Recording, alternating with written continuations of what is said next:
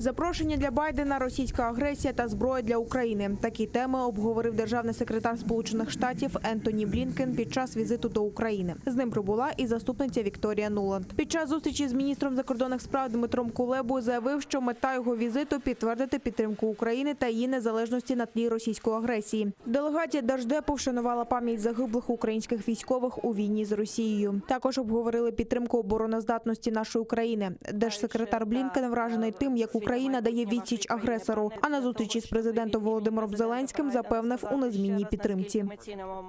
Пане президенте, ми з вами. Ми підтримуємо вас, і наші партнери і союзники також вас підтримують. Ми разом закликаємо Росію припинити агресивні дії щодо України. Ми разом з усіма партнерами працюємо над підсиленням обороноздатності України. І хоча деякі російські сили таки були відведені від кордону, але частина їх досі там залишається. Ми стежимо за їх пересуванням дуже ретельно.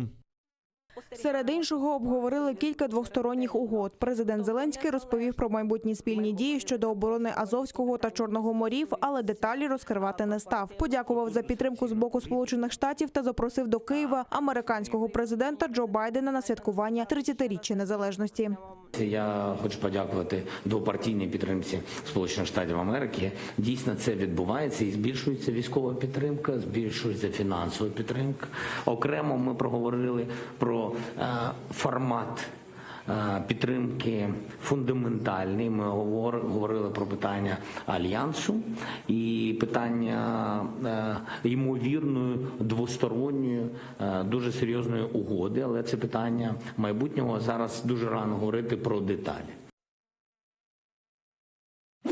Сполучені Штати не припинять докладати зусиль, аби Росія припинила окупацію Криму. Про це заявила представниця США в ООН Тріна Саха. Її заява пролунала під час слухань в Радбезі ООН, скликаних самою ж Росією за формулою Арії. Росіяни запланували через свої фейкові та маніпуляційні закиди сплюндрувати імідж України. Зокрема, події семирічної давнини відкрито називали злощасним Майданом і державним переворотом. Травневі події в Одесі – спланованим кровопролиттям з боку націоналістів та екстремістів, які залякують російськомовних громадян і вимагають відмовитись від так званої російської ідентичності. А щоб так звані викривальні звинувачення виглядали вагомими, росіяни притягли навіть начебто свідків злочинних дій. Утім, усі потуги Росії виявилися марними. Засідання завершило ще й спільною заявою США, Великобританії, Бельгії, Німеччини і низки інших країн-партнерів України із вимогою припинити нарощення військових сил на кордоні з Україною та необхідністю звільнити українські території Криму та Донбасу і від військової присутності, і від російської окупації.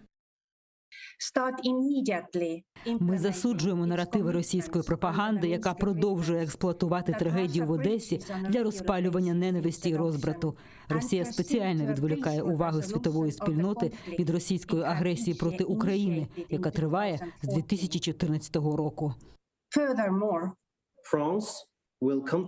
Франція шкодує, що Російська Федерація намагається відволікти увагу світового співтовариства організацією цього засідання. Ми не підтримуємо риторику організаторів засідання. Причина, чому ми беремо участь в цьому засіданні, щоб висловити підтримку суверенітету і територіальній цілісності України в межах її міжнародно визнаних кордонів. Закликаємо Російську Федерацію припинити провокації і деескалювати ситуацію. Закликаємо припинити всі порушення прав людини в Криму.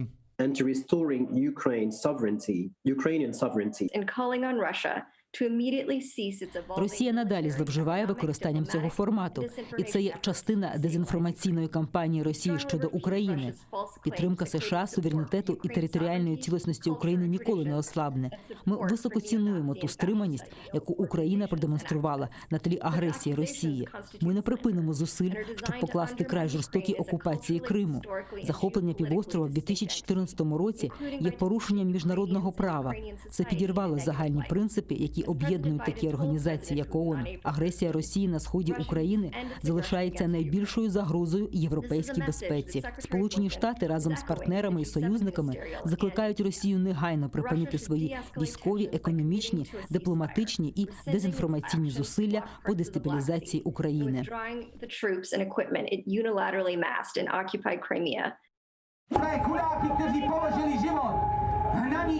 Вітаємо делегатів Російської терористичної федерації. Так у Празі зустріли місцевих прихильників пропутінського мотоклубу «Нічні вовки». Байкери, вкриті російськими та комуністичними знаменами під мотиви радянських пісень, прямували до меморіалу червоноармійців. А там їх вже чекали місцеві жителі з прапорами Чехії, Євросоюзу та НАТО. Біля меморіалу встановили фігуру російського диктатора Владимира Путіна, вершки на золотому унітазі та банер «Червона армія затягнула нас в ГУЛАГ». Згодом під скандування «Ганьба» європейський підрозділ «Нічних вовків» забрався геть. Учасники акції називають заїзд проросійських мотоциклістів провокацією.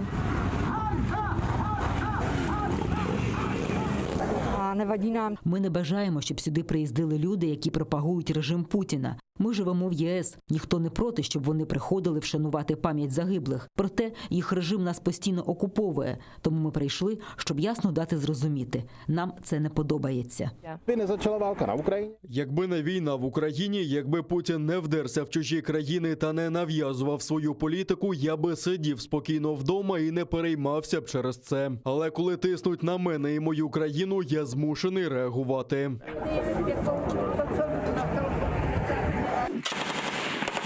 Двоє українських воїнів поранені біля Пісків та Гнутового на Донеччині. Окупанти відкривали вогонь з гранатометів та кулеметів великого калібру. Пораненим бійцям терміново надано першу допомогу та ушпиталено. Вони в задовільному стані. Також ворог накрив артилерійським вогнем район Водяного, Майорська, Новоолександрівки та Південного. Били з мінометів та артилерійських установок 122 та 152 калібрів. Крім того, відкривали вогонь з протитанкового ракетного комплексу. Але ворожі обстріли українські захисники вгамували вогнем. Станом на 7 годину ранку, 6 травня, зафіксовано одне порушення режиму припинення вогню. Біля населеного пункту Новгородське ворог відкривав вогонь з мінометів 82-го калібру. На обстріли противника наші захисники відкривали вогонь у відповідь. Українські військовослужбовці надалі контролюють ситуацію в районі проведення операції Об'єднаних сил та дотримуються режиму припинення вогню. В Україні за минулу добу виявлено більше 6 тисяч нових випадків COVID-19. 14 тисяч 351 пацієнт одужав, 374 людини не змогли подолати хворобу. Найбільше нових пацієнтів на Донеччині, Харківщині, Дніпропетровщині, Рівненщині та у Києві. З п'ятниці 7 травня з червоної зони вийдуть ще дві області – Запорізька і Полтавська. Залишиться червоною лише одна – Сумська область. А в окупованому Криму 121 новий випадок COVID-19. Ще 7 людей померли від ускладнень. Принаймні такі дані надає окупаційна влада.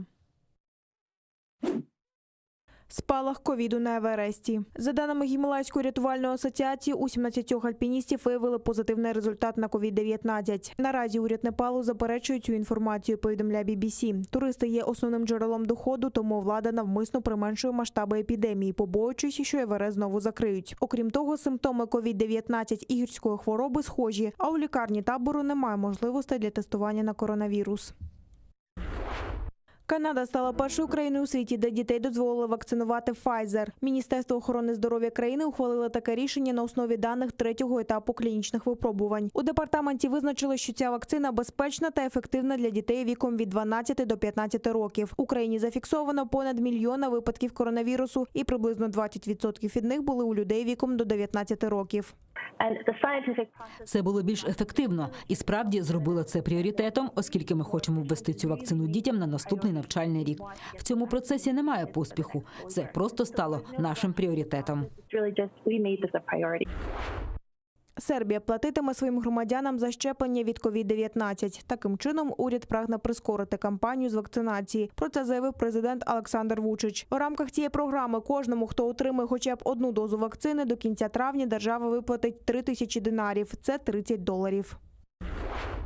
У У столиці Камбоджі Пномпені скасували локдаун. Замість цього влада буде точково ізолювати райони, де спостерігається сплеск зараження коронавірусом. Починаючи з четверга, ті, хто знаходиться у жовтій зоні, можуть безперешкодно пересуватися країною. При цьому нічна комендантська година залишається в силі. Людям не можна збиратися групами більше 10 осіб, а школи, бари, ресторани, спортивні стадіони та масажні салони залишаються закритими.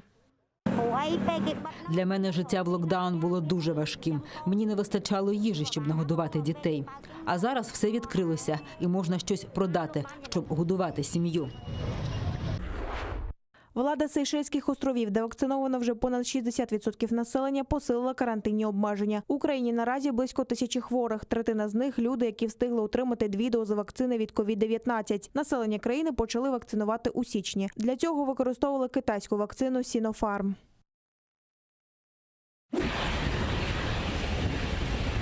Прототип багаторазового космічного корабля Starship вперше здійснив успішну посадку. Він злетів з полігону компанії SpaceX в Техасі, вийшов на висоту 10 кілометрів, відключив двигуни і запустив аеродинамічне гальмування. Повернувшись у вертикальне положення, сів на стартовий майданчик.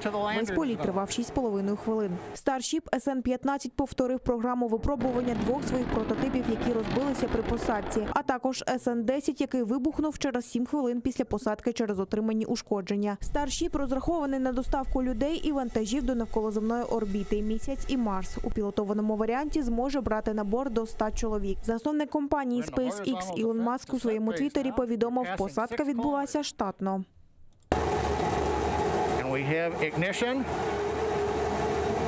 Starship heading back to the landing zone.